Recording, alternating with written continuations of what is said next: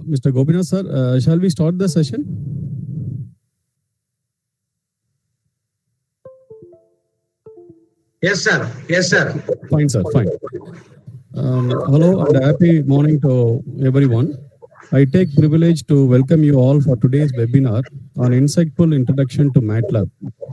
Thank you for taking time during your busy schedule and being here today. Now I would like to invite Dr. S. Gopinath, Professor Mechanical Engineering, who had been instrumental to organize this event, to formally welcome the gathering. Thank you, Mr. Senthil Rajan. Good morning, one and all present here for this webinar. On behalf of Department of Mechanical Engineering and Internal Quality Assurance, Sri Venkateswara College of Engineering, Sri Permandur, I sincerely welcome all the participants from SVCE and other institutions across India and abroad. I sincerely welcome Dr. S. Ramesh Babu, HOD Mechanical, Department of Mechanical Engineering. Welcome, sir. I welcome Dr. Ramesh, Assistant HOD and Assistant Dean Academic. I welcome you, sir. I especially welcome Dr. Bala Shyamala Balaji, Postdoctoral Researcher, Indian Institute of Technology, Madras. I welcome you, madam. Thank you, Once again, I welcome all of you to this webinar. Thank you. Thank you, sir, for your earnest welcome address. I would like to introduce today's presenter. It is a great honor for me to introduce our expert speaker of this webinar, Dr. Bala Shyamala Balaji, madam. She is currently working as a postdoctoral researcher in the Department of Chemical Engineering at IIT Madras. She completed her PhD in the area of systems and control at IIT Madras. She did her BTech from Shastra University in Electronics and Instrumentation Engineering and joined a PhD at IIT Madras with a commendable GATE score, secured All India rank of 162 in Instrumentation Engineering. She is working with MATLAB right from her BTech. Her PhD research area primarily focused on optimization algorithm for sensor placement, programmed in MATLAB platform, with a particular focus on a class of mixed integer non-linear programming techniques. She is an accomplished writer with several published work to her credit. She has a peer-reviewed journal publication in American Chemical Society and Proceedings, in the European Symposium on Computer-Aided Process Engineering as a part of her PhD work. She has a conference publication in the Artificial Intelligence of Things AIoT workshop and CDC on the areas of federate learning and reinforcement learning. Her research areas include applications of machine learning, techniques for engineering systems, hybrid modeling, and optimization. Today, we are much privileged to have an opportunity to listen to her this morning. On behalf of all participants and organizers, I once again welcome you, madam, to deliver the expert lecture on insightful introduction to MATLAB. One small announcement to all our participants. We will be having question and answer session at the end of this webinar. So through chat box, we request our participants to raise questions, if any. It is available on the right-hand side bottom corner of your screen. By this time, I believe every one of you would have noticed. So if you have any questions, please type them in the chat box. After the session is over, the questions will be answered by the speaker. And if you miss anything, please don't worry. We will be sending you the entire recording when it is available. And one more important announcement here. We kindly request everyone to turn off your mic and cam till the end of the session to ensure smooth conduction of this event. Madam, you can please go ahead. Yeah. Thank you, Mr. Senthil, for the introduction. First, I would like to thank Professor Gopinath, Senthil sir, and all other coordinators of SVCE for giving me this opportunity. Now, I thank all the students and faculties who are present here, and I hope you get something out of the session. So let me start. Are you able to see my screen? Yes, madam. Yes, madam. Yes, Yes, okay. madam. Okay, so let me just start the session. An insightful introduction to MATLAB. The idea behind the word insightful is that MATLAB is a programming language, and if I give you a set of slides, say these are the commands to be used and use it, it might not be very useful. So the way I'm going to take this seminar forward is I'll show you a list of commands and slides. And I'll also show you some set of codes in the MATLAB interface itself to see how things actually work. So that's the way I'm planning to take this forward for today. So with this, I'll start. So this is the agenda for today's talk. First, I'll give a brief introduction to what a MATLAB is and give a history about the MATLAB. And then we'll go ahead with the basic syntax and the different types of variables that we'll be looking at in MATLAB, namely the scalars, vectors, and matrices. Then I'll go about with some useful commands. And the other part of MATLAB, which is very important, is of any simulation is visualization. So I'll go about with how to make some basic plots in MATLAB and how to use different kinds of operators like arithmetic operators, relational operators, logical operators, and all, with an idea of one basic thing which is very important in any programming language, which is control loops and conditional statements. So I'll give a brief introduction on how to write a control loop, how to work with conditional statements and all. Then I'll give an explanation of what a script file and a function file is. This will be very important when you start writing codes in MATLAB. And I'll also give an example of how to solve algebraic equations depending on the time. So let me start the talk. First, coming to the brief history of MATLAB. MATLAB is an acronym for Matrix Laboratory, and it was developed by the MathWorks. You can see the website of MathWorks at the bottom of the page. You can go there for further reading about MATLAB. It was developed by Cleve Moeller. The MathWorks was at the beginning started as a calculator. Then it took shape to its present form, which has a lot of libraries for any kind of engineering applications ranging from aerospace, mechanical. As HOD rightly pointed out, the use of MATLAB is not restricted to one discipline. It's important for all the disciplines of engineering. So that is something very unique and nice about MATLAB. Comparing MATLAB with some existing crowd-funded softwares like Python, the advantage in MATLAB, I would say, is the versatility, easy to use easy to learn, easy to use. And one important thing about MATLAB is that it has been rigorously tested and over different platforms, over different test cases, and you can be very sure of what output MATLAB gives. So that is one unique thing about MATLAB. And they have a wide variety of libraries, as I talked about. I'll touch only the basics of it for the talk today. And as I said, for any programming language, the heart of a programming language lies in how to do the manipulation, lies in basically numbers, the way we manipulate numbers. That is what is the base of any programming language. So we'll talk about different kinds of matrices and arrays as a part of this talk. So to start with, this is how a MATLAB interface looks like. So if you see on the left, towards the pointer, that is a list of files in the current folder. This is where you go and select what kind of folder you want to use or which folder you want to store the file that you will be writing. And then this is the editor. Editor is a place where you write the code and save it. Command window is a location where you can try to solve a little code snippet if you want to see, okay, what this kind of code will do.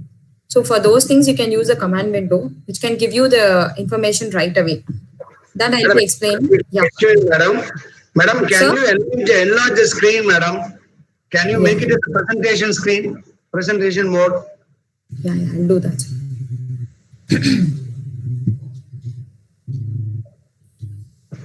Yeah, is it okay now? Yes, madam. Thank you. Thank you. Okay, so as I said, command window is a place where you will go and type few snippets of code, or you want to just try see what a part of code does, how does it work. All those things you can look at in the command window. And the one towards the right end is the workspace. Workspace is a place where, say, I'm doing some kind of manipulations or something. Where are the variables? How do you look at the variables? Those things are all stored in the workspace. These are all the set of commands that we'll be using in the MATLAB as a part of writing a code. Whenever and wherever applicable, I'll explain you the things. So coming to trying out a basic syntax, as I said, it can work. It was supposed to work as a calculator. So some of the basic syntax that you can try out by yourself in a command window could be these. These are some examples that I'm just showing you. this is an addition operator, and this is a power. To know the 3 square, you can use this symbol, and to know the sine theta, sine of something. And I'll show you this what happens when 7 by 0 is typed, because it should show an error. So let's see what happens. And these are some kind of manipulations you can try out. Then as I was talking about scalars, vectors, and matrices being the heart of MATLAB, I'll tell you how to define a scalar, vector, and a matrix, and how to do the operations with them. That will be the second part of the talk that I'll be going ahead.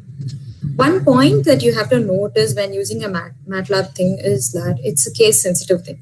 So for example, if I say small x equal to 3, it does not mean large x equal to 3. They are both different variables. So that is something you have to look at and be careful when using a MATLAB. And coming to scalars, scalars are like a variable which has one value stored in them.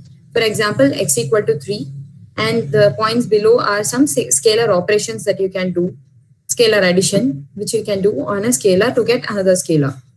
Likewise, when dealing with vectors, A is a vector that I've given here. So you can try to build a row vector or a column vector, depending on the need. So size of A, size of B, size of B will actually give you the size of the vector.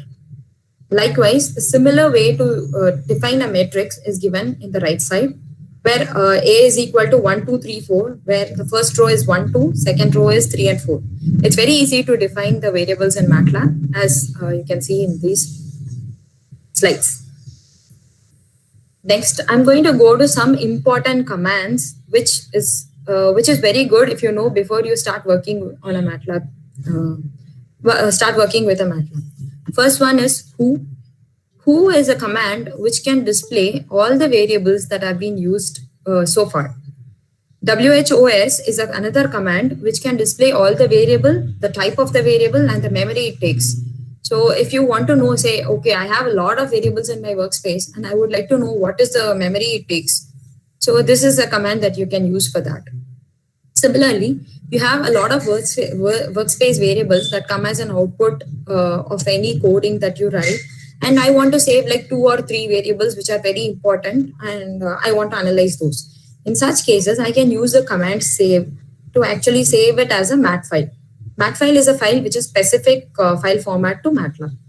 So this is a command to save to a mat file, and save XX will actually save the workspace variable as X.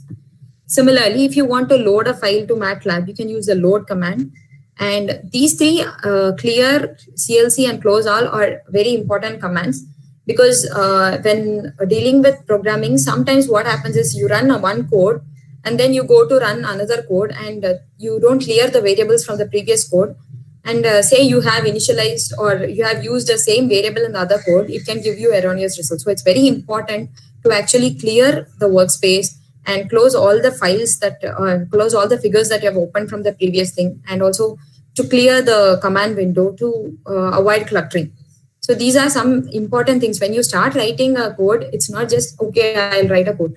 The thing is, you have to look at some of the basic things so that you will get the code in a systematic way, and it will not be hard coded.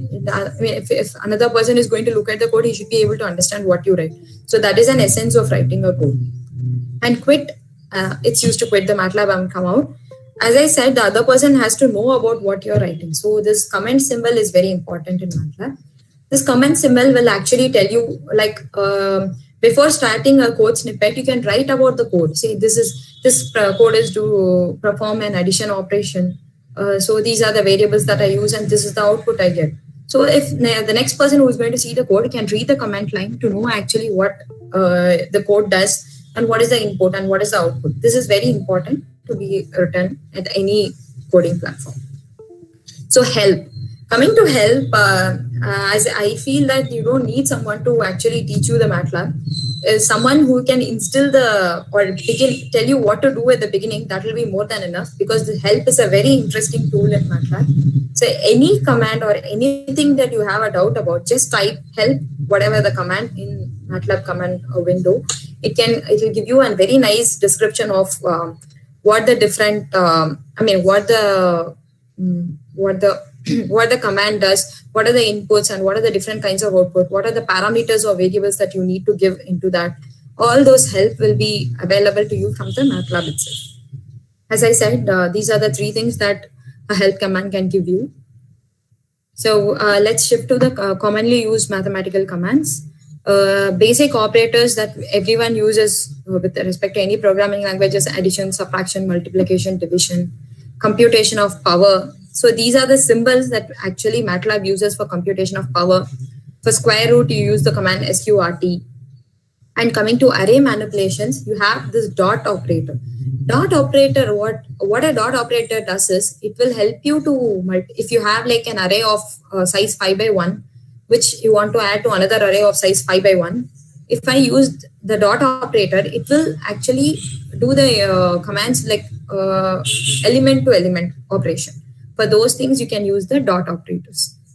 Likewise, left division, right division. So you have a matrix and you want to find the diagonal elements, use the DIAG. So a nice thing about MATLAB is that, say I want to find the diagonal. So the command is something that's going to be DIAG or diagonal or something like that. So it's very easy to interpret what the command is going to be. So that is one good thing about it. I mean, anybody can think, say I want to find the inverse of a matrix, the command should be somewhere I and V. So it's very easy to interpret it. And then EYE of X will actually, you can, in some cases, you need to generate some kind of identity matrices. So in that case, EYE command can help you to generate identity matrices. There are some cases where you cannot invert a matrix. For example, that matrix is not full rank. In such cases, you can go for the pseudo inverse operator, P inverse, to actually find the inverse of a matrix. So we have seen a list of commands now. So now we are going to plan. We'll be looking at those commands in the actual MATLAB environment to see how to go about it. This is an online version of MATLAB that I'm using here, as I don't have access to I don't have an institute version laptop with me. So this interface is going to be more or less same as what you will be using in your laptops. Okay. So as I said, the left side has a list of files in the current folder that you have opened. This is the script file that I have opened here. So let us start running some basic commands and see how things are. So this file includes assignments and basic arithmetic operators. See, okay. So the scalar assignment operator, say a equal to 1, I'm going to assign. What I just do is, I've written all the codes already. So just to run it, I'll show you how to run it. Just click on this thing and then right click and say evaluate selection in the command window. So it is actually run it. Yeah. See, now you have a equal to 1 and this is the workspace variable which has a equal to 1. Similarly, you can run all these commands. As we don't have so much time, I'll not run all the commands and show you. This is likewise, you can run for different commands. Say I'm going to do C equal to A plus 1. For that, first I have to initialize B. So once I've initialized B and I've done C equal to A plus 1, A plus B plus 1, now you can see that C is 4. It has all been stored here. This is how you do the basic operations in MATLAB. Similarly, you have different commands like round off, ceil, floor. See, round off is to round off a number. Ceil is to round off to the upper limit. Floor to round off to the lower limit. Likewise, you can use a lot of commands in MATLAB. Then, as I said, clear A to clear a workspace variable. And to save a variable, you can use save VB. This will actually save the workspace variable as B itself. Yeah, see, now it has actually saved it here as b.mat. As I said, mat file is very specific to MATLAB. Now I want to clear all the variables. So what I'm going to do, to clear the workspace variable and also clear the command window, I just use this command. So everything is gone. So these are some of the basic commands. Coming to vector operations. Yeah.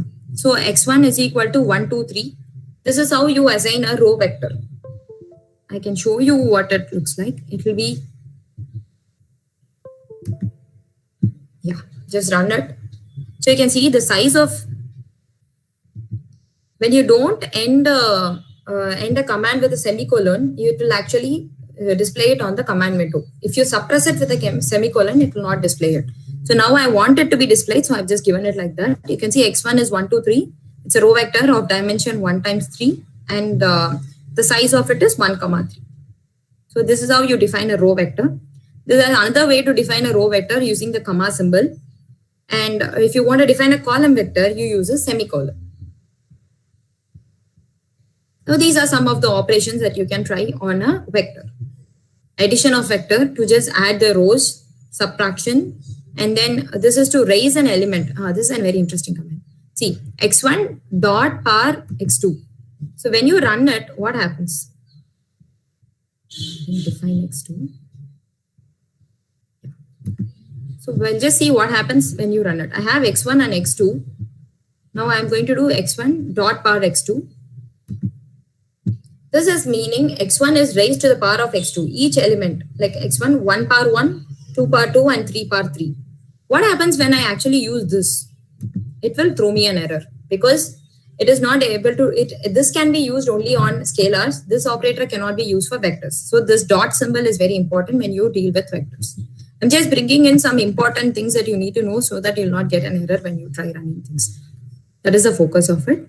So again, now to divide one vector by another vector, this is a left division and this is a right division operator, which it's just a difference of what a divisor is and what a dividend is. That is the only thing.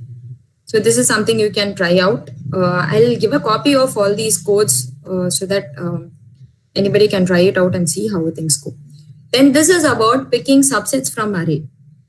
When I want to say, I have an array of say dimension 3 cross 1 and I want to pick the third element of it. How do I do it? I use this symbol, A of 3, B of 1. So whatever is the array, if I say B of 1, it will pick 4.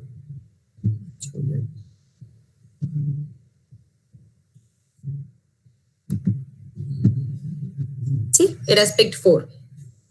Because B of 1 is actually value 4. Likewise, A of 3 will pick me 3. So this is the way. And if you want to pick, like instead of one element, you want to pick, say, a subset of that or something like that, then you can use this kind of command, 1:2. It will pick 1 and 2 from the array x2. Then we can go for a dot and cross operator. So if you want to do a dot product or a cross product, just give the command dot of a comma b cross of a comma b. That's it. It will give you the dot product and cross product as such. So let's go to matrix assignment. Coming to matrix assignment, see, this is the way we give it. Similar to array, if you want to say it's a 1, 2, 3 is going to be in the first row, just give it as 1, 2, 3 or 1, 2, 3, and then give a colon for the next row. So now I'll just run this and show you how A looks like. Since I've suppressed it with a semicolon, it is not displaying me A. I'm just going to the command window and typing A to show this is what A looks like. Similarly, B is actually a square matrix that I put here. C is equal to I of 4. As I said, I will give you identity matrix. I can show you. This is how C looks like. See? It's an identity matrix. And if you, in some cases, at the starting of a code, you need to initialize a matrix or a vector to all zeros to start with. So this is a way you can initialize a vector matrix to all zeros. If I give D is equal to zeros of 5, 5, I'll create a square matrix of size 5 with all 0 elements. Similarly, if I want to create a matrix of all ones, I'll use 1 of 2, ones of 2, 2. Likewise. So, okay, similar to array manipulations, if I want to find the size of a matrix, I can use the same command size. Yeah. Coming to operations on matrices. See, just like we did different operations on vectors, we can do similar kind of thing on a matrix. I've initialized E and F. Now I'm going here. I want to pick E of 2, 3. This will give me an error. It is because if you see my E matrix is only a 2 by 2 matrix. It doesn't have any 2, 3 element in it. So it is throwing an error. So this is the kind of error. If you look at an error itself, you'll be able to find out what kind of mistake you have done. See, index in position 2 exceeds array bound. So you know that you're doing some mistake in calling or trying to pick an element which doesn't exist. So when I do E of 2, 2, it picks the value 2, 2 as such because it's existing. Similarly, I can try to create a submatrix from the matrix I already have. Now I have a matrix B. Okay, so if I have a matrix B, I'm generating a matrix B. Now I want to pick a submatrix of that. See what happens to submat 1. So let's see what it actually has done. Yeah. So it has picked this particular submatrix of that, which is what I've asked for. So this is the way you deal with submatrices. And next, we'll go to inverse of a matrix. In IND of C and D will give you the inverse of C and D respectively. If a matrix is going to be singular, you will get a warning saying this is a singular matrix or it has rank deficient, so you cannot do an inverse of that directly. In such cases, you can go for using a pseudo inverse. To find the rank of a matrix, you can directly use the rank command. Likewise, any matrix operator, you have a command in MATLAB. For example, I want to find the determinant of a matrix, use det of B. It will show you the determinant. So you can see in the command window, okay, this is almost the determinant is almost 0 for the B matrix. Then to get a maximum column max of a matrix, you can use max of B, min of B to get the column minimum. So if I want to get a row maximum, what do I do? So I'll do max of B transpose. This symbol is the transpose symbol in MATLAB, the apostrophe. So you can use that to transpose a matrix, and then you want to find the maximum, just give max of that. It will give you all the row sum of the matrix.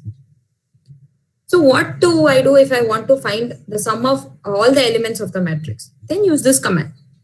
This command will actually flatten the matrix and make it look like an array. So this is just sum of an array. So this is an easy way to find the sum of all elements of a matrix.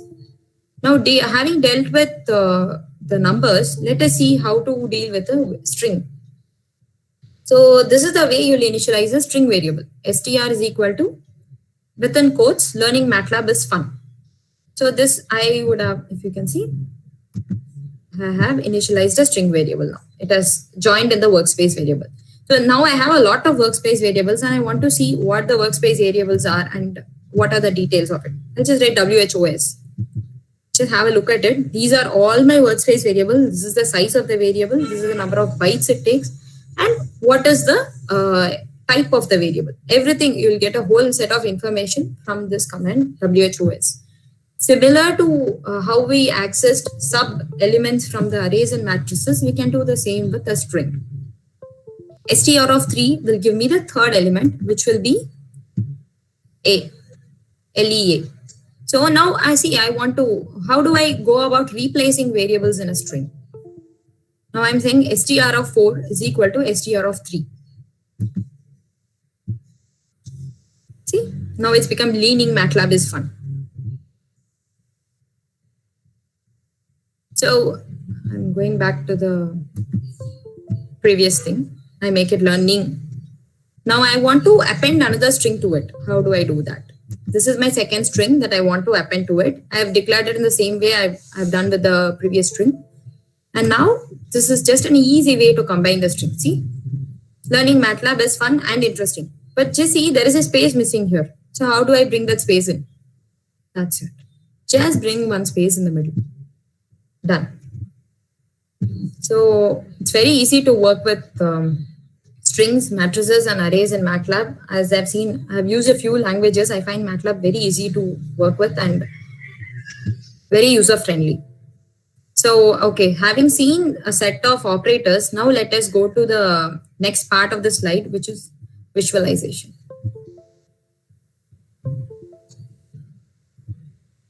Yes.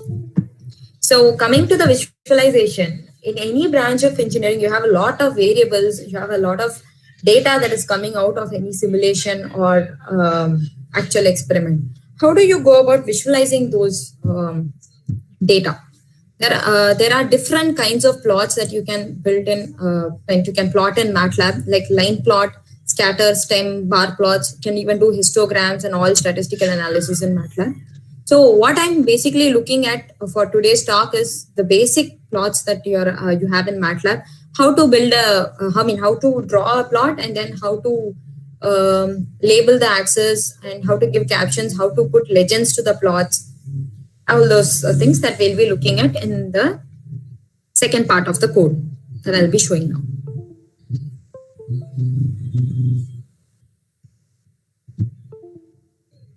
Yeah.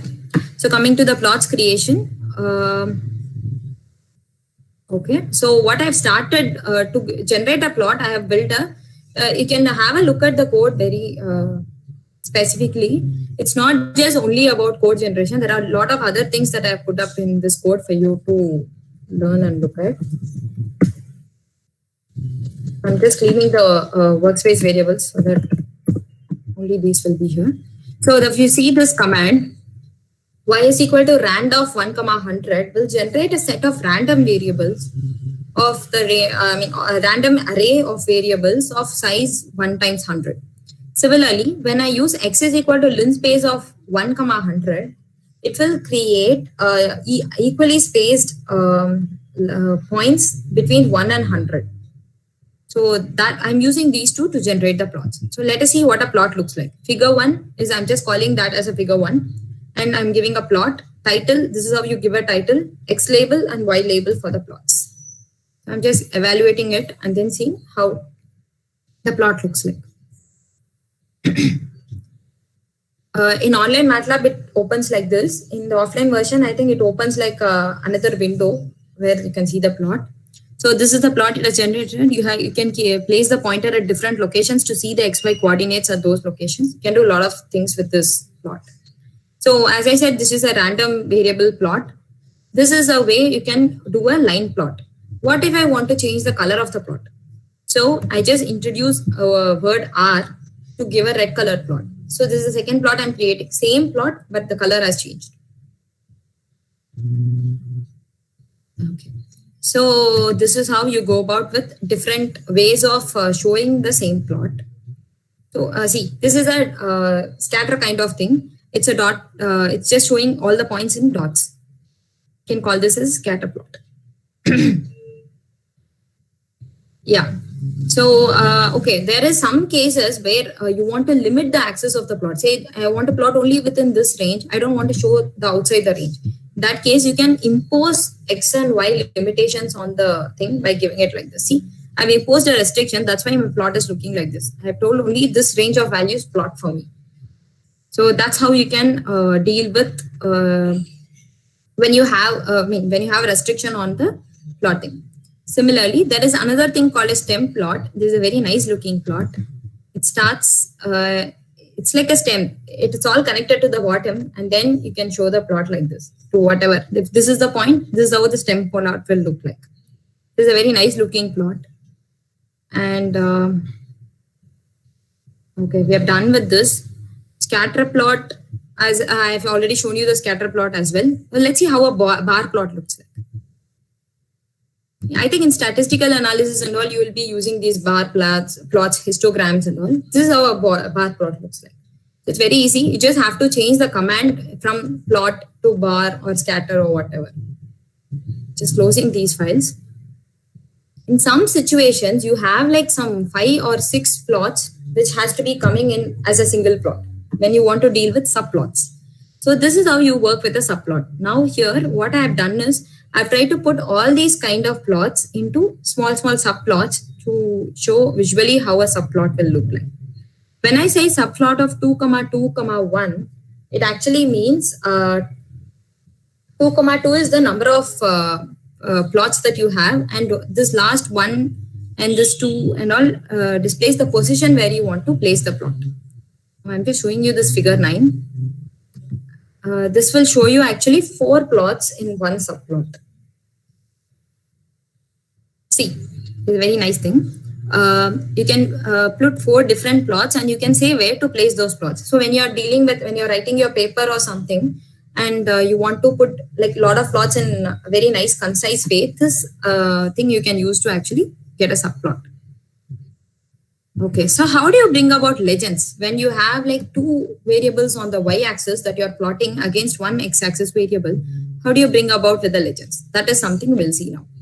Actually, it has overwritten on this, and just close that and run it. So I have y1 and y2, and I want to plot x as a function of c. They are in 2 different colors, y1, y2, and as a function of x. This is how you bring in the idea of legend.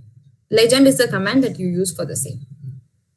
So, okay, we have seen some basic plots in MATLAB. Next, let's go to operators, conditional statements. Operators. Coming to operators, there are a lot of operators that has been used in any programming language. Arithmetic operators is something that we have already seen, additional, subtraction, multiplication and all. Relational operators. Relational operators is used to find the relationship between variables. Say if I say A equal to B, that doesn't mean you're assigning A equal to B. It actually means to see, to ask if A is actually equal to B. That's how the relational operators work. If A is less than or equal to B, if A is the last operator, the tilde symbol is actually A is not equal to B. Similarly, you have logical operators. If this is, for example, if you want to connect two conditions, say if A is less than or equal to B, if A is less than 0 and B is also less than 0, do this. If you want to bring in such kind of commands, you use the logical operators in.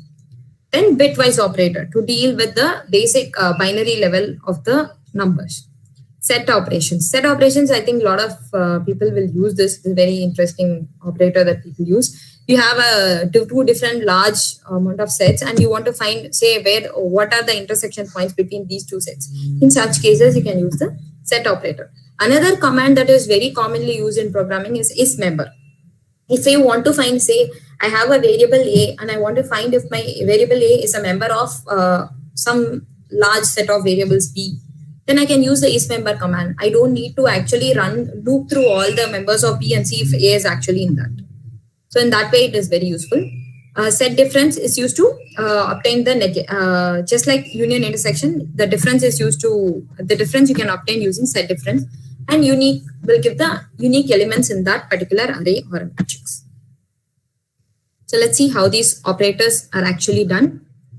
Yeah, apart from this, we look at these operators along with conditional statements because they both, they are like married together. It's very easy to learn both together.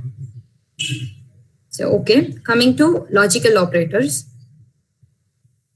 Okay, before coming to logical operator, I would like to show you some set of commands which are very interesting and useful.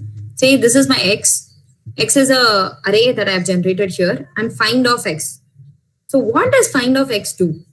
It will give me the indexes of the non-zero elements in the array. So if you can see 1, 2, 3, 4, 6 and 8.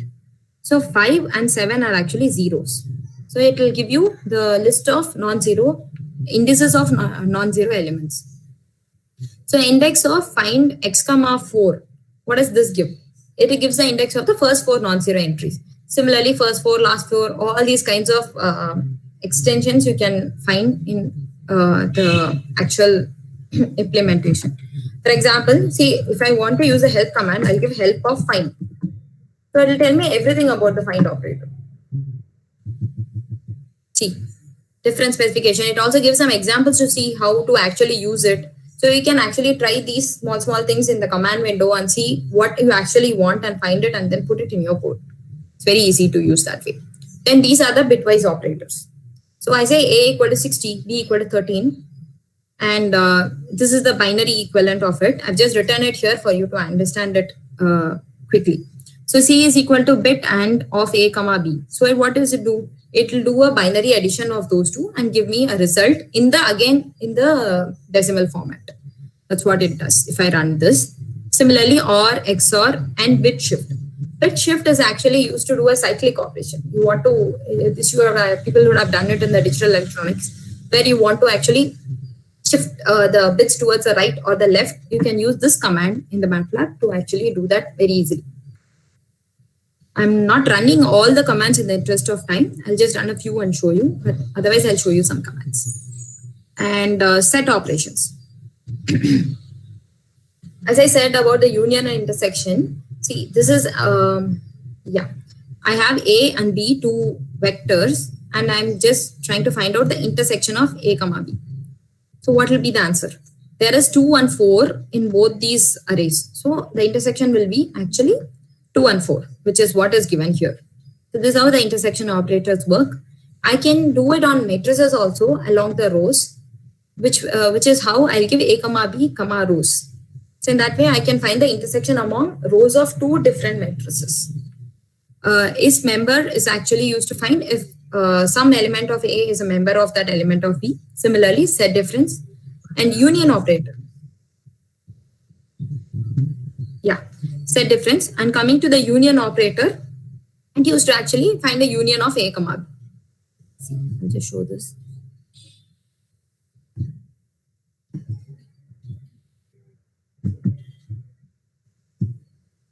Yeah, see. So, yeah, this is the answer, which is a union of all the two matrices. That's how this union operator works. Now I'm putting C is equal to I of 4. I is something we have already seen. It will give me an identity matrix. When I say unique of C, so identity matrix has only ones and zeros. When I say unique, it gives me 0 and 1, which is the set of unique operators.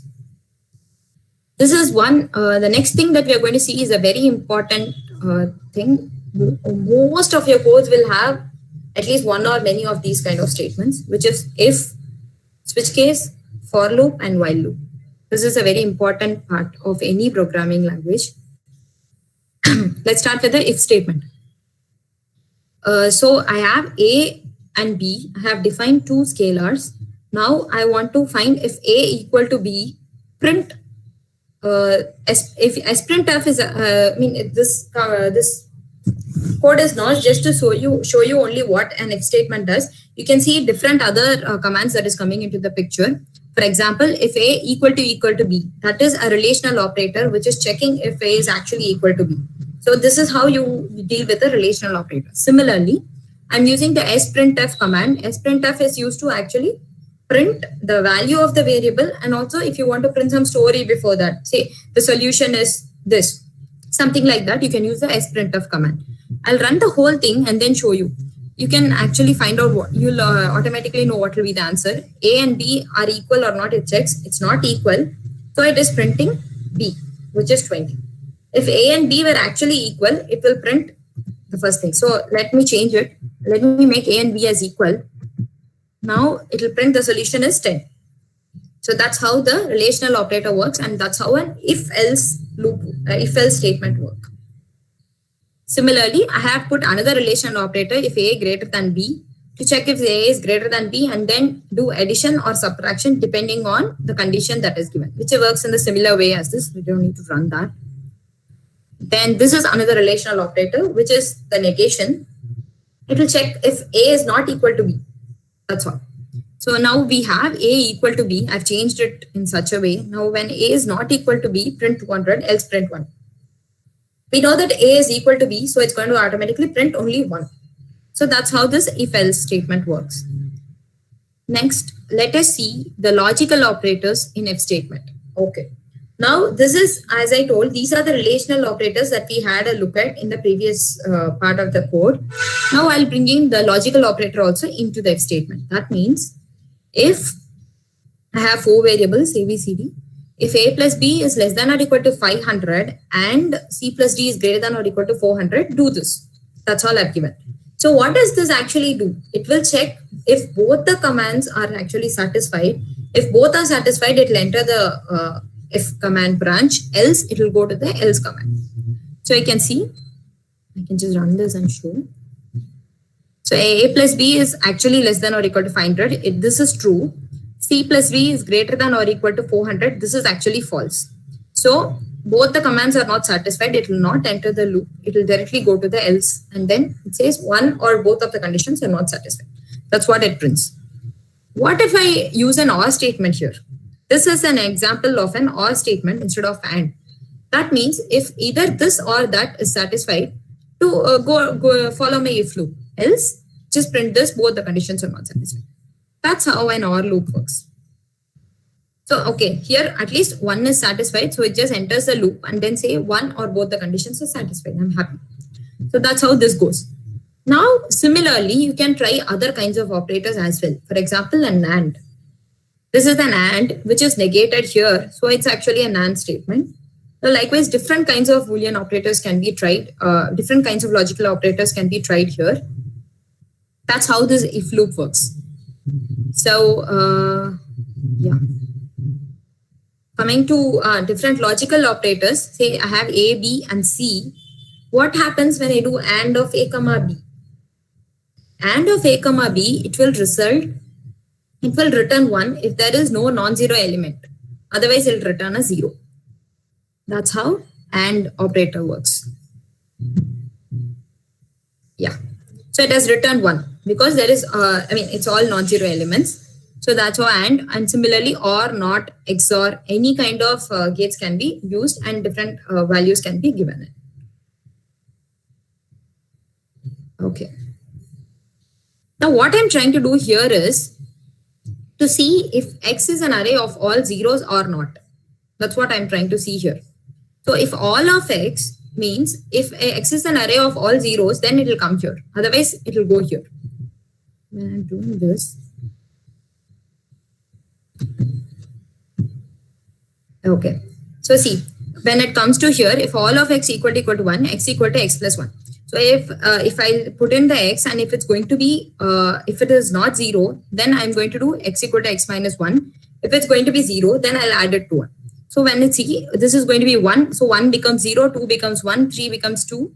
When it's 0, it's going to become minus 1. So that's how this works. Similarly, any function also can be used to check if X has any 0 elements. Now, the other important other important condition that we can use is that if else if loop. For example, in some cases of coding, what happens is you might have an if statement, and if this doesn't happen, you do this action. If that also doesn't happen, go for the next action. Likewise, you have a sequence of actions. In such cases, we can easily do it in MATLAB using this kind of approach. See, if A is going to be less than 0, say A is a negative value. Else, if I'll input A and then say if A is going to be between 0 to 20, say it's between 0 to 20. It's going to be 20 to 100, say it's 20 to 100. Else, say it's greater than 100. So depending on the value of A, it will pass through these loops and then print the output. This is how an if-else if set of sequence work. Similarly, there is another thing that you can use called the nested if. In nested if, what you do is it doesn't have any else statement. It is only a list of if statements. If this happens, go inside. If this happens, go inside. Likewise, you keep on. It's like a box inside a box. Likewise, you keep on going till wherever the condition is not satisfied, you just break out and come out. That's how it happens. This is a nice representative code for explaining the if loop, but it's not a very nice practice of writing a code. Because if you're going to have 20 if statements and it's not a very versatile way of writing the code, you need to look at some other options in such cases. In such cases, you can go for looping options like a for loop or a while loop. Okay. Similar to if, there is another condition called a switching operator. What a switching operator does is, see, I am accepting two inputs A and B. The input is a command to actually accept input from the user. If I'll run this, it'll ask me to give it two inputs. Similarly, input val is to enter add for addition and sub for subtraction. So the objective that I'm trying to use here is that if I have two variables A and B and I want to either add or subtract the variables, that is my objective. Depending on whatever I give. If I say add, it should add. If I say subtract, it should subtract. So this is where a switch case will be useful. So if you can see, I'm inputting A, B, and input val. So when I run this, it's asking me, see, whatever value I want. I'm giving, say, 20. Enter the second value, I'm giving 30. Enter add for addition or sub for subtraction. I want to subtract them. So I'm giving sub. Now, when I'm putting it inside the switch case, see, the result is minus 10 because I've asked it to subtract 20 minus 30. So there is another condition called otherwise, where what happens if I'll give, instead of add and subtract, I'll give MUL. Then it will show me it's an unknown input. This is not something that you have to give me. These are some important checks you need to look at when you're writing a code. It's not just say, okay, he's telling me to add two numbers, I'm just getting two numbers, adding it. You have to also make sure that what if he doesn't give a number? What if it gives something else? So all those things must come into the mind when you're writing a code. All kinds of different scenarios that can prop up. So we're thinking all those things, you have to put that in the code. Then your code will be very robust. That's some advice. So I'm going to explain the while loop now with a very simple example. It's to display the Fibonacci series till the required numbers. If I'll say display 5 numbers, it will give me output as 5 numbers in the Fibonacci series. So this is the code that I've written for that. A while loop is there. While what I'm saying is why I less than INP minus 2. Because in Fibonacci series, the first 2 numbers are actually 0 and 1. After that only you keep on incrementing the numbers in the series. So I'm just storing those 2 earlier and then doing this. So now when I run this, it's asking the number of Fibonacci series required. I'm saying 5.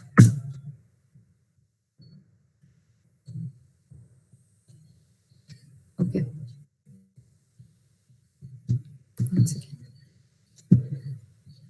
Yeah, when it says the number of Fibonacci series required and I say 5, it will display me the first 5 numbers of the Fibonacci series. So what happens if I will just say display only first number? Then this will not be able to understand. So how do I bring about some checks in this? That is how what I've done here is I've tried to modify this code such that it will bring in some checks on the Fibonacci series. I'm not displaying it.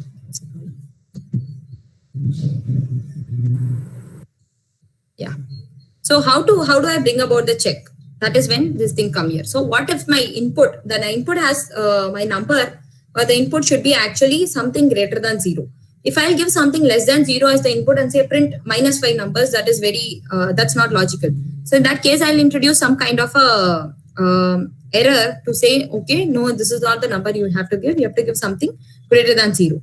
That's when these kind of commands come into the picture.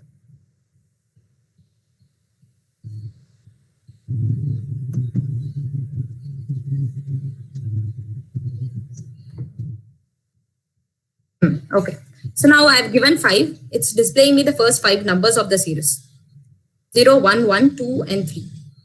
I have written this in a deliberately hard-coded fashion for you to see a lot of different commands that has been used in this code. If you can see, the first check that I'm introducing is to see if the number is actually greater than 0. If not, it will display my one error and then come out of it. Otherwise, likewise, see, if my flag or if the check is also satisfied and my input is less than this, I'll use actually a while loop to actually find out the next values of the series. This is where I'm updating my Fibonacci series, and I have to give this command I equal to I plus 1 for a while loop in order to save it from going in an unending loop. This is very important when you're looking at while loop. Say I'm giving I equal to 3 and I'm giving while I less than or equal to INP means while 3 less than or equal to whatever the input number I'm asking. Say I'm asking to display 5 variables. So if I forget to add this I equal to I plus 1 command, it is always 3 less than 5 and this loop will be unending and it will be running forever. So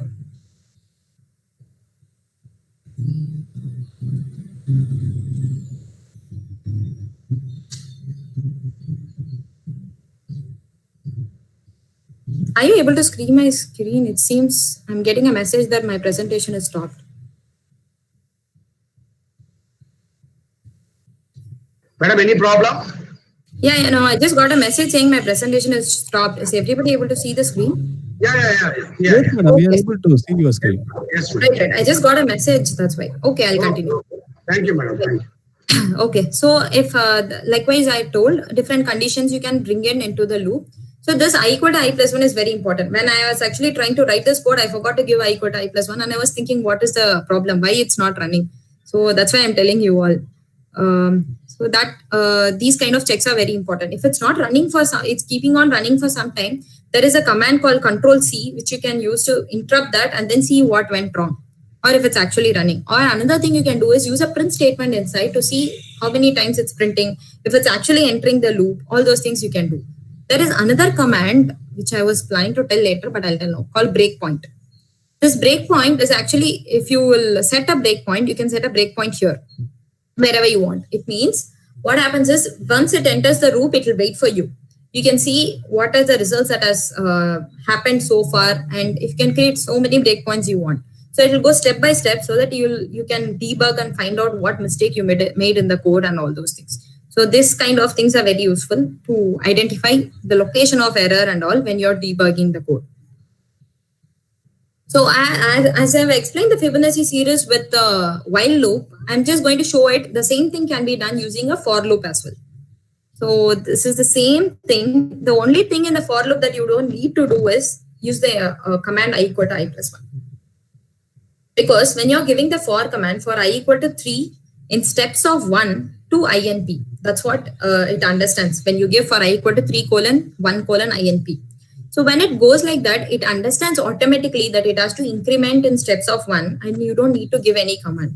In this case, the advantage of using a for loop over while loop in this particular example will be you might not run into any unending loop by making some kind of a mistake. But while loop is also important in the sense when you're writing a code where you don't know like how many iterations you have to go to stop. That actually comes from a part of the code. In such cases, while loop will be extremely useful compared to a for loop. So it's your discretion. Whenever you are facing with a particular problem, it's up to you to decide which kind of thing you have to use for what kind of operations. So having explained, given a brief idea about the different kinds of loops, if you want to see how to use it, you can, as I said, you can just use help for to give you help about the for loop. The idea of this talk is to just make you acquainted with different kinds of commands that are available in MATLAB, so that you'll know if I take a MATLAB, I know for is the command, so that I can type in the help and find out what it is. Without knowing even what the command looks like, you'll not be able to use help. So that is the basic idea of this presentation. So we'll go to the next part of the talk, which is the script and function files. Coming to script and function files, there are actually two kinds of files that MATLAB works with. One is a script and one is a function file. What a script file does is, the files that I've been showing you so far are all script files. These are like you can execute it line by line, step by step, and see what happens and everything in using a script file. What is a function file? Function file is an automatically compiled file that remains totally isolated from the rest of the MATLAB except for the input and output variables. So to explain this, there are inbuilt functions in MATLAB, like which I was showing you, INV or diagonal, DIAG, all those things are all like function files. That is a file that will actually only the user knows is what are the input to the file and what is the output to the file. So if you know this, you can just use the file name in any script file any number of times to actually run that particular function file. The advantage why we will use function file when we are dealing with coding is, say you want to do some operation a repeated number of times.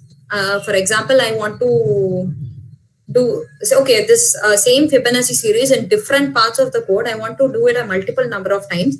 I cannot keep writing the same set of code fragment everywhere. In that case, when I'm actually writing the fragment in a function file, the advantage is I just have to go and call it every time I want to use it. So that is the basic advantage of M files. That's the basic advantage of function files. Yeah. So the input, one important thing about writing a function file is the function should have the same name as the file name.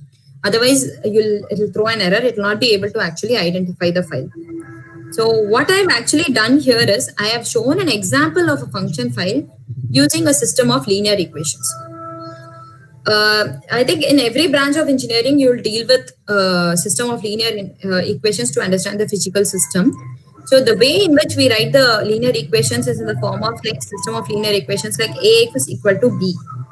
So when you're dealing with equations of the form AX equal to B and you want to find out what X is, there is this command X is equal to A inverse B, which we can use to actually find out the values of X.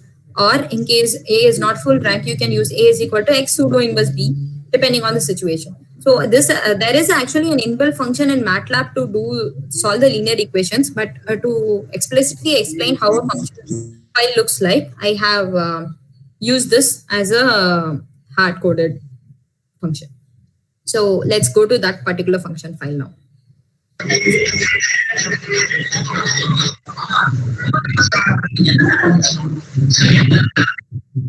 Okay. So, okay, let's come to learning the function file. So this is, yeah, I've started with the same form. Whatever, when you are dealing with system of linear equations, try to give it in the as a matrix and array form to the MATLAB. For example, when I say ax equal to b, ax plus b equal to 0, I try to give it in this particular form. This is how actual set of linear equations look like, but I'll just segregate the unknowns and knowns and put it in terms of a matrix and an array. So when I say x1 is equal to sol lin eq of a comma b, this sol lin eq is actually a function file that I've written to solve this. So this is the file C. So this is how you write a function file. Sol lin, what I was telling you is this name and the function of the name of the function has to be same for you to get a result from the MATLAB. This is one checkpoint that you have to make sure when you're writing a function file. What are the inputs to that is m comma n, whichever is the input that you want the file to take, you give it in. Whatever the output you want from the function file, you put it here as an argument at the output. It cannot access any variable which is not given into the file, and it cannot output any variable that is not a part of the file or that's not come out from the file. That's how it works.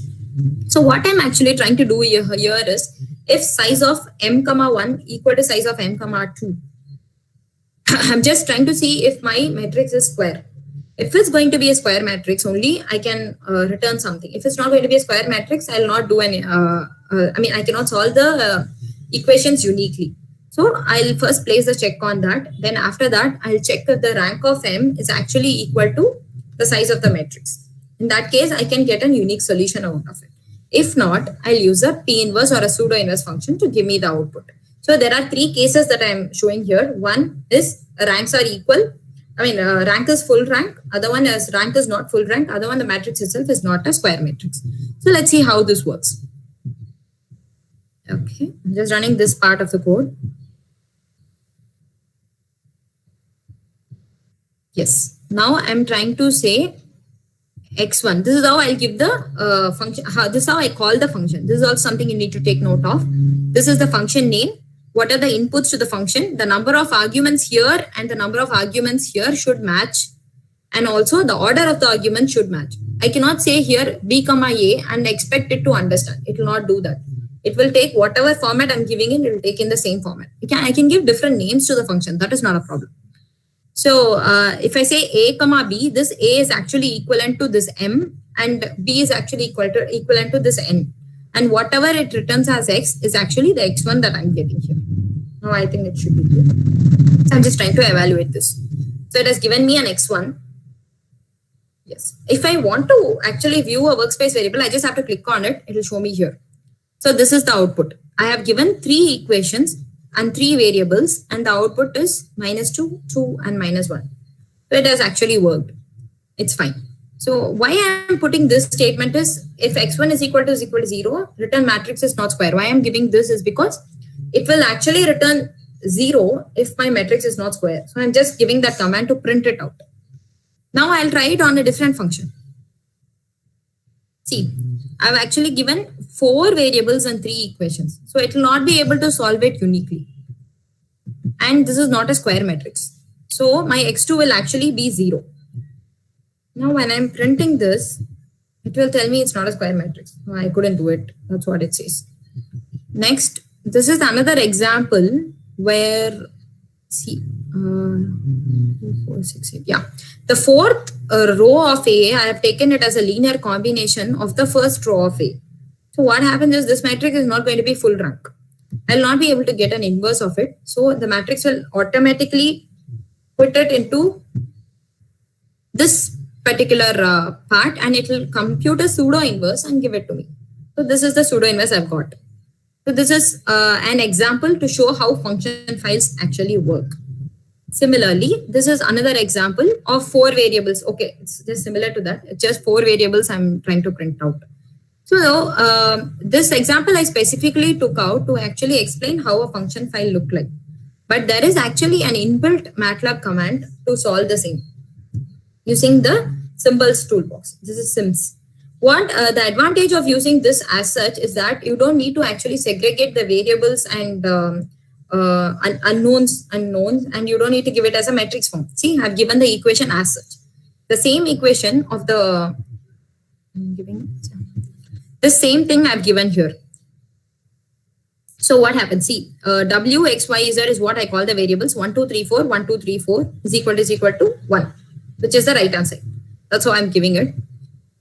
So when I'm running this, okay, so I've run that. And now let's see how the symbols toolbox looks like. So the solve is the command which you use to solve the equations. What I'm doing in the first step is actually I'm taking only the 3 equations and not the 4th equation. So what happens when I'll try to run this is, since I have 4 equations and 4 variables, but I'm giving only 3 equations, it will try to display one variable in terms of all the others. So that's what it has done here. You see, I'm trying to display X, Y, Z in terms of W. So these are some things that we actually use in when you're doing your maths course. There are some cases where you have to actually solve for 3 variables, 4 variables, and you have to write it in terms of the other variables. See, this is how nicely it gives X sol, Y sol, Z sol, and all in terms of W. That's what it gives here. If I will run for the whole thing, I mean all the 4 variables, let's see what result it gives. Yeah. All 4 equations and all 4 variables, I have actually run this now. This is the solution I get from the solving this problem. This is same as what I ran. Yeah. See, this is same as what I ran using the function file that I have created here. This is, I'm calling this result as X4 and I'm calling this result as X4 by method 2. So what I'm just trying to show you here is the difference between them is 0, which means I've solved the same thing using 2 ways. There is an inbuilt command. If people are not aware of the inbuilt command, you can write your own function files and stuff. But if you want to solve things quicker, if you have an idea of say, okay, yeah, there is an inbuilt command that I can use. Why do I need to do this? So you can actually use them. So this is one idea that I wanted to bring out. So we have understood a system of linear equations in 2 ways. Then we'll see one topic on how to work with different files and some general commands of running the files.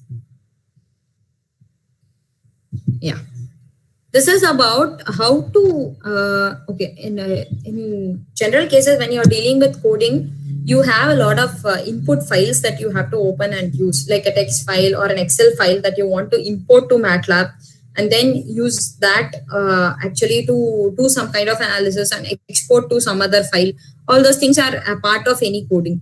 So I'll just give a brief idea on how you can do it in some ways, but there are a lot of files that can actually be taken into MATLAB and used. Like ranging from an MP3 audio file, you can do analysis on audio file, you can do frequency analysis, you can do analysis on image files. Different kinds of files can be actually read into MATLAB. You can just go to their website and see what are the different things, file formats that a MATLAB can take. I'll just talk about 2 things here, mat file and text file. So this is an example where, see, I have generated a random matrix of dimension 10 cross 2. So after that, I'm trying to open a file or create a file called nums1.txt. When I give an option W, it says I'm trying to open it in a write mode so that I can write something to the file. If I want to read a file, I'll open it in R mode or read mode. So see, it has actually created one nums1.txt here. Now I'm just opening that file ID and then I'm printing this X into that file and then closing the file. That's what I've done here. So when I want to see what is there in the file, then I'll use this command, type nums1.txt. I'm just opening it. See, this is the value in the file. You can see it here. So what happens is if I have actually put in a array, a matrix of size 10 cross 2 into the file, and it's displaying me an array of 20 cross 1. I don't want it to display this way. I want it to display in the format that I have given in. So what do I do now? That's when I use this kind of thing. So what I'm trying to say is this file size is actually 10 cross 2. I want to read it in this file. Don't give it to me in that format. So if I say this, I'm opening the file in read mode. I'm specifying the format because my variables are all float. I'm giving percentage of. Now I'm opening and storing the value in B. fscanf is actually used to read from a text file. So I'm storing it in B and then I'm closing the file. That's done. Now let me look at B. When I look at B, see, this is the format I wanted. That's how I've got it. The same way as I generated X.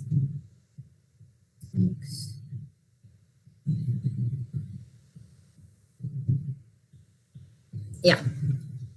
Okay. So it's the same. That's how you work with text files. And next thing is, I was talking about the mat files from the beginning, which is very specific to MATLAB. This is the way you can store things in MATLAB file.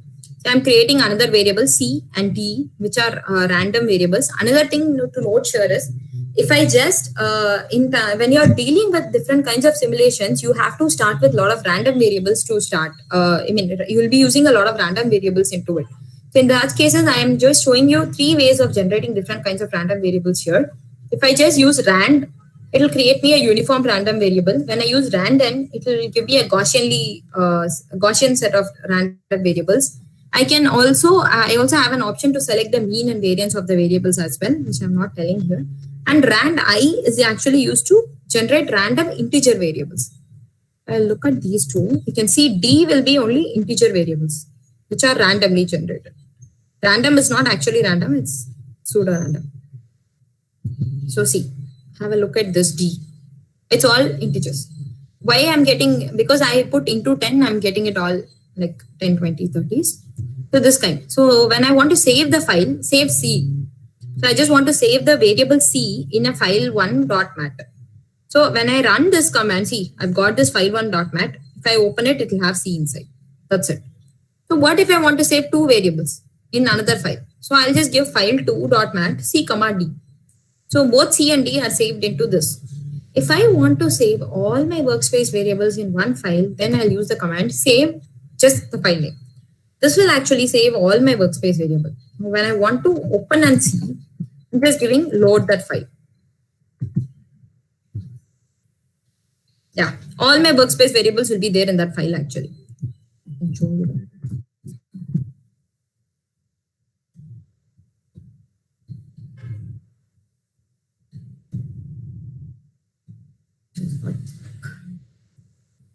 Okay, to see all my workspace variable in one point, I can just use load file3.mat.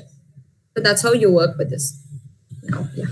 Next, we can see how to deal with Excel files. See, now it was stuck actually for a moment. Now I have loaded the files. You can see all the workspace variables which has been saved into this file. Now see, this is very simple. How to work with Excel files. You just use the command read table and whatever is a Excel file, I have actually created a file text to just display or show it to you. So you can just call the text file, whatever it is, call the Excel file and it will store it into X. This is what I have in my Excel file. This is how it stores variable 1 to 8 and these are the values. If I want to select only a particular range or particular set of values, subset of it, then I can use this kind of command where I can just say, choose the range from A1 to E4, don't give me other things. So all these things will be stored in Y now.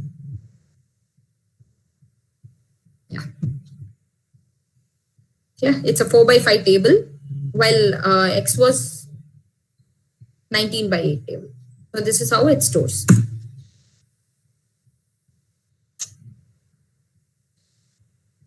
So having seen how function file is also used. Okay, I think the time is almost up. I'll come up with a summary of it. What I expect from this session is that after seeing this, you students will have an idea of different kinds of commands in MATLAB.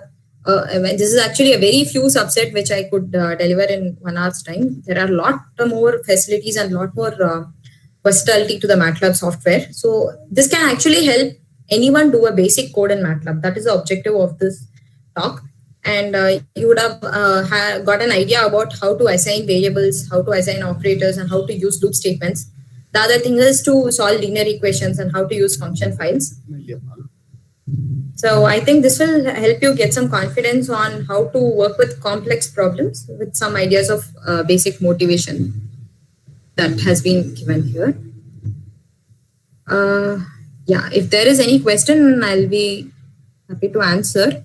If not, I can maybe show how to do an ODE or something in MATLAB, if it will be useful. Yes, madam. Madam, one request. Fine, madam. Most of the people are students. Can you show the different menus and options available in the MATLAB screen? Yeah. So okay, if you see, this is a screen. In the home screen, you have an option to select new script or a new function file. You can select from here as such. So these different kinds of files you can select from this option, and then to upload or download a file, you can use this. This is coming only with the online version of the MATLAB. This is another command you can actually use to import data to MATLAB. From this, you can import different types of data. Whatever I'm talking about, you can write it as a code, or you can import directly using these kind of commands. So this is one thing you can use.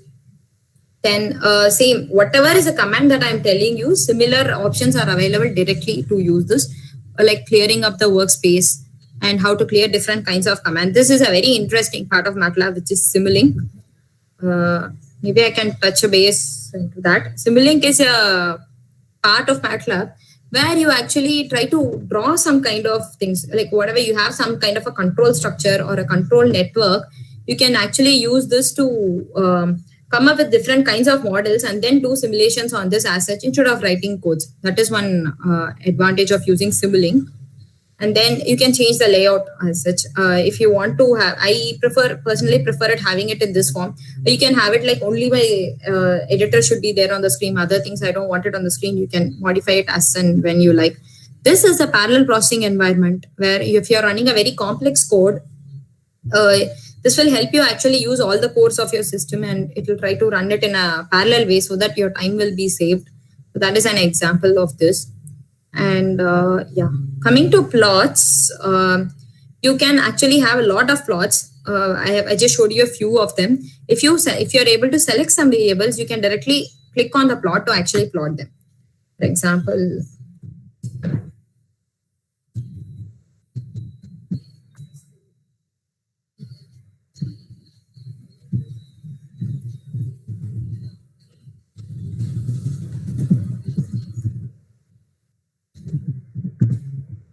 created two random variables. I just have to click on that to enable the plot.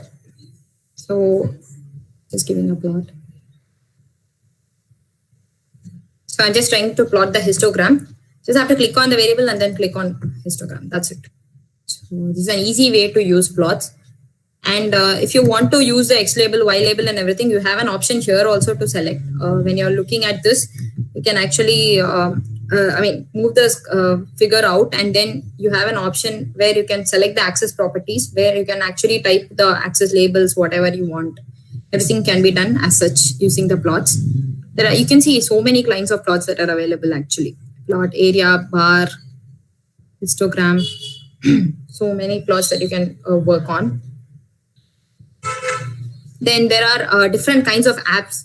As in, if you want to do something like curve fitting or optimization, you can just click on that and then use it as such. Neural network also you can do in MATLAB. There's so many things you can do. You don't even need to code for these things.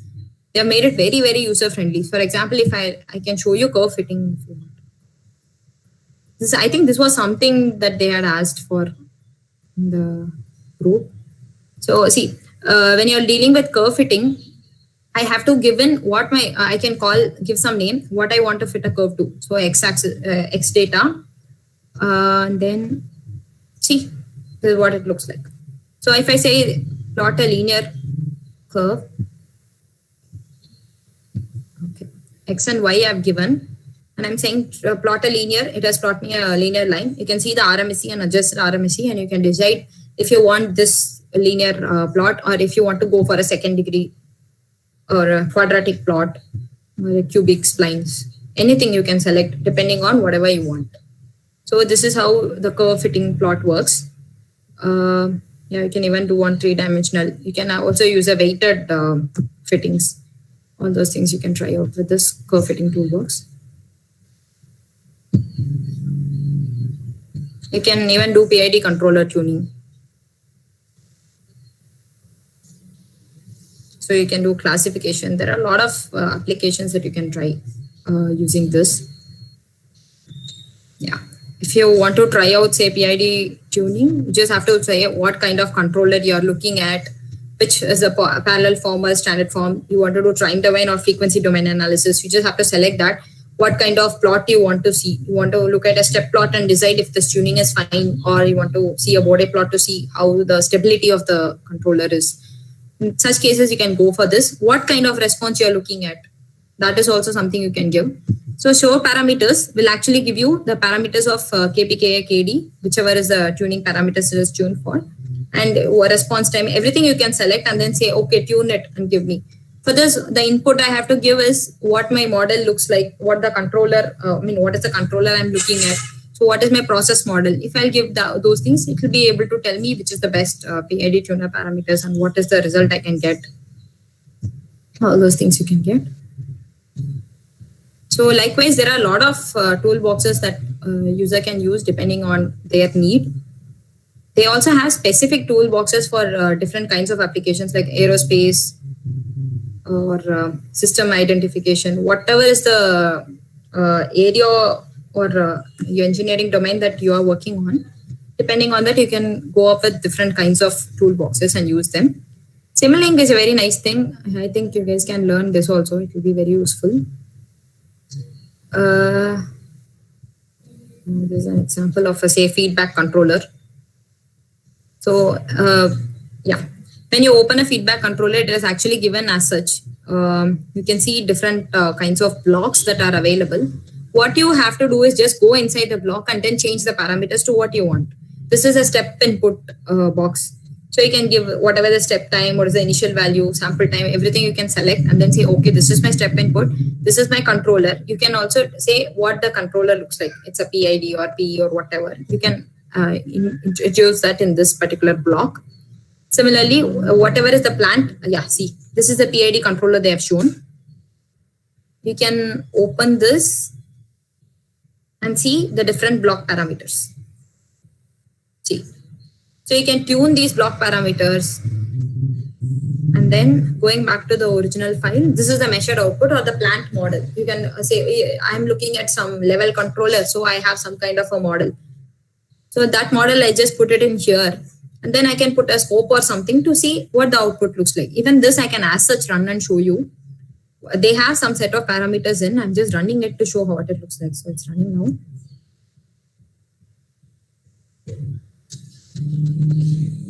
Okay, it's finished running. Just using this data inspector to see how the output looks like. So I can see if this tuning is fine or should I change something else. So this is the control input. Whatever you want to see, you can just click on to just see. This is the control input. The input to the model is actually a stepped response. As I told you, it remains at 0 till time 1 and then it shoots to 1. That was the input. This is the measured output you can see. And reference is the set point that we are trying to track to. So this is the thing. And the error in the between the model and this also can be seen here. This is the error. So this way you can try to use different kinds of toolboxes for your PID controller tuning and such things. You can even use it for optimization. But optimization, I've not used the Simulink as such. I've tried coding. But I think you have an option to use that also in Simulink as such. Yeah. So is there any questions? Yeah, thank you, madam. Thanks for your extensive explanation of various options that you touch upon Simulink also. Very nice of you. Thank you. Thank you, madam.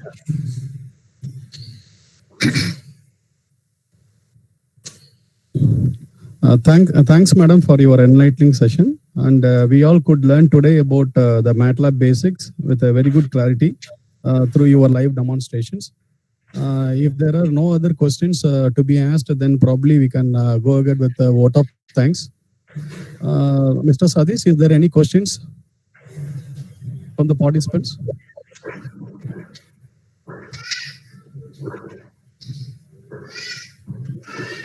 Okay, since there are no more questions to be clarified, now I wish to call Dr. C. Sandhamarikanan, Assistant Professor Mechanical Engineering, for giving vote of thanks.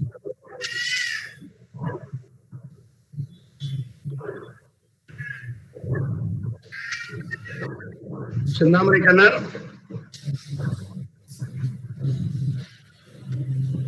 Sindhamari Kannan. Okay, so I request Mr. Sendil Rajan to give. Sir, I am audible, sir. Yes, yes. Yes, sir, you are audible, sir. Yes, sir. Sorry, sir.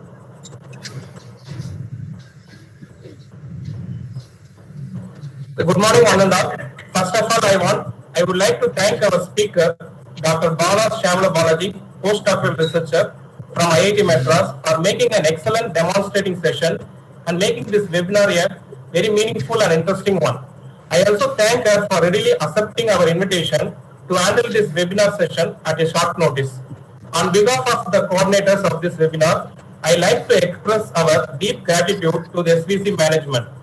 I thank Dr. S. Ganesh Vaidyanathan, Principal, SVC, and Dr. S. Ramesh Babu, Head of the Department, for their continuous support in conducting this workshop.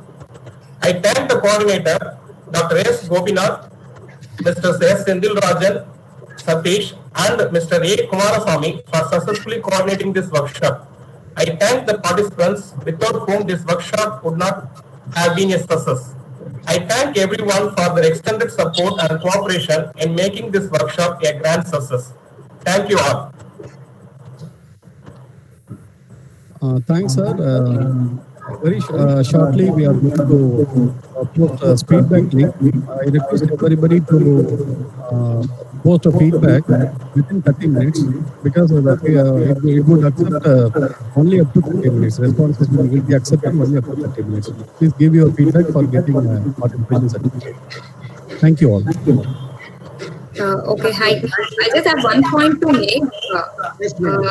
I would like to thank everyone for this opportunity first. The other thing is, I've seen a lot of students ask for the codes or some more information on this. So if you can see my slide now, I have given my contact email ID. Anyone who has a question can actually write to me.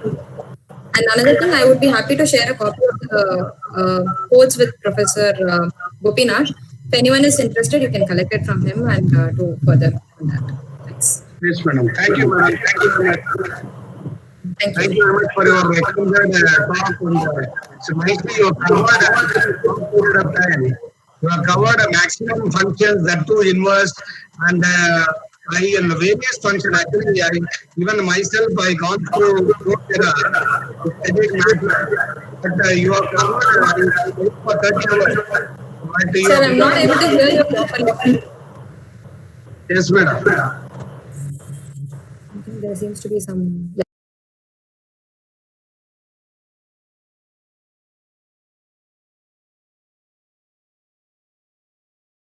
Very good presentation, madam.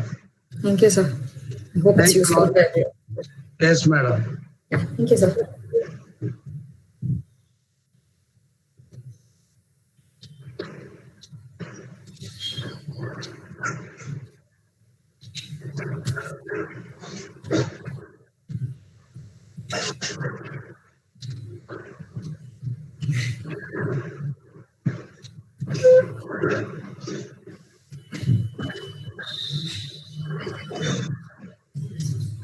I think the poster, no?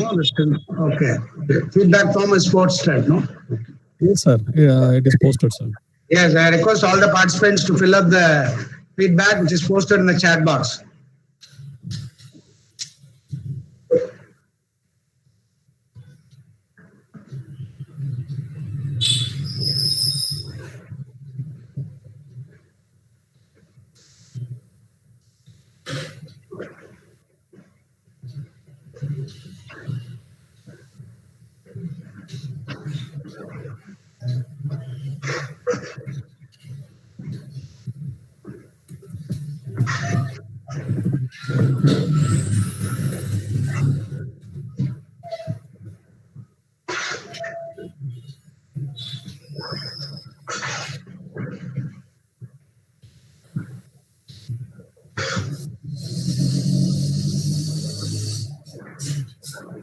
Okay, sir, if it's done, I think I'll leave. Yes, madam. Yes, madam. Thank you very much, madam. Yes, madam. Okay. Thank you, madam. Thank you. Thank you.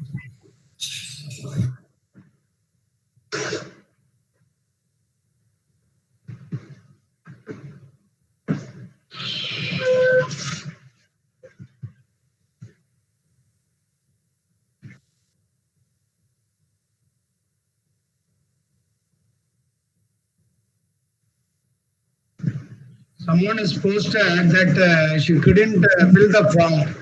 With the Venkatesan. Now, sir, they have to log in, sir. As of now, the response is 123. Gopi sir.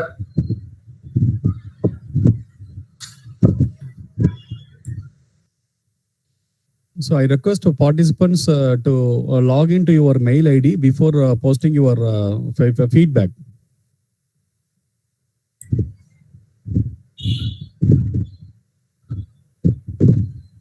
Gopi sir. Sandhya sir. Yes, sir. Sandeep Rajan sir. Yes, sir. I'm here, sir. Yes sir. Nicely organized. Yes, Okay, sir. Thank you, sir. Thank you. sir. Thank you. Actually, phone learner naan. Unnar phone vandadana. Thank you very much. Yes, sir. Ramesh sir, thank you sir. Gopinath sir, thank you sir. Thank you, Kumar Swami. Thanks for your support. Thank you sir, thank you sir. Instructor, video linking supply. Thank you sir. Really, we must mention our deep sense of appreciation to Kumarasamy sir Yes, sir. for his most contribution. Thank you sir. Thank you sir. Okay, sir. Thanks a lot, sir. Thank you, sir. Thank you Satish sir. Thank you. சென்னாமரை வாட்டா பண்ண கரெக்டா அந்த டைம்ல காணாம போயிட்டீங்க. இல்ல இருந்தாரு அவரு Gopi sir He wanted to turn on his cam, sir. Audio மட்டும் கேட்கல அவரு இல்ல இதுல தான் இருந்தாரு கனெக்ஷன் தான் இருந்தாரு ஓஹோ. ஆமா, சரி. he just wanted to turn on his cam, sir. அவரு ஆடியோ கட் ஆயிடுச்சு அவ்வளவுதான். அவரு வீடியோ கன்சல்ட் பண்றாரு, ஆடியோ பண்றாரு, பண்ற மாட்டாரு. ஆமா, ஆமா.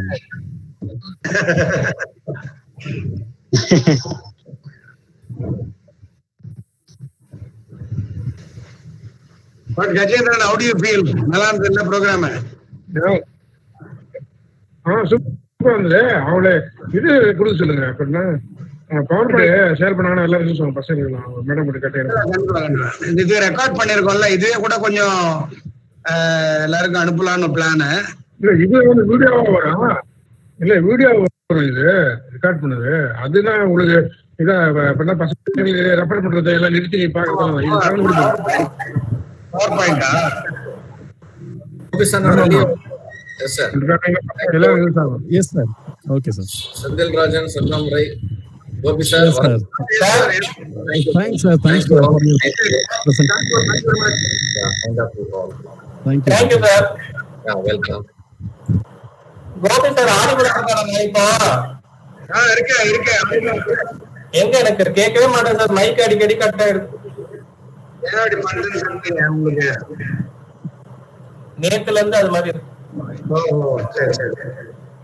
கரெக்டா வந்துட்டீங்க.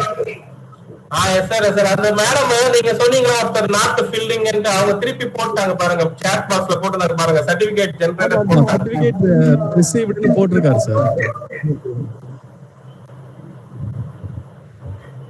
ஓ, சர்டிபிகேட் ரிசீவ் சர்டிபிகேட் வந்து Let us come. Okay certificate வந்து சர்டிபிகேட் 174 சர்டிபிகேட் ஜெனரேட் ஆயிருக்கு சார். 174 சர்டிபிகேட் ஜெனரேட் ஆயிருக்கு இது வரைக்கும். No, sir. YouTube around 60 of them are listening, sir. அது நீங்க டூப்ளிகேட் ஆகும். So இதுல around 90 கிட்ட போனாங்க. YouTubeல we have around 60 participants. Senthil இந்த மைக் ஸ்கிரீன் லோ ஆயிடுச்சு. இல்லையே சார், நீங்க probably you would have reduced the speaker volume in the I feel. இல்ல இப்ப பாருங்க, இங்க இல்ல sir, your voice is echoing. Sir உங்க வாய்ஸ் தான் சார் இதா இருக்கு, எக்கோ ஆகுது. ஏ வாய்ஸா? ஆமா ஆமா செந்தில்ராஜன் சார் வாய்ஸ் கிளியரா கான்ஸ்டன்டா நேரா பேசுற மாதிரியே தான் இருக்கு. இல்ல சார், கிளியரா இருக்கு. அவர் ஃபர்ஸ்ட்ல இருந்தே ஒரு ப்ராப்ளமும் இல்ல. உங்களுக்கு எக்கோ வருது. மேடம் கூட சொன்னாங்கல்ல, அந்த மேடம் கூட சொன்னாங்க. ஸ்பீக்கர் வந்து நீங்க ஹையர் வால்யூம்ல வச்சு கேக்குறதுனால ப்ராபபிலி ஒரு வாய்ஸ் எக்கோயிங் நினைக்கிறேன் சார். சார் ஹெட்போன் யூஸ் பண்ணிக்கோங்க. This problem you can avoid, sir. இல்ல, even now it is echoing, sir. Okay, சரி.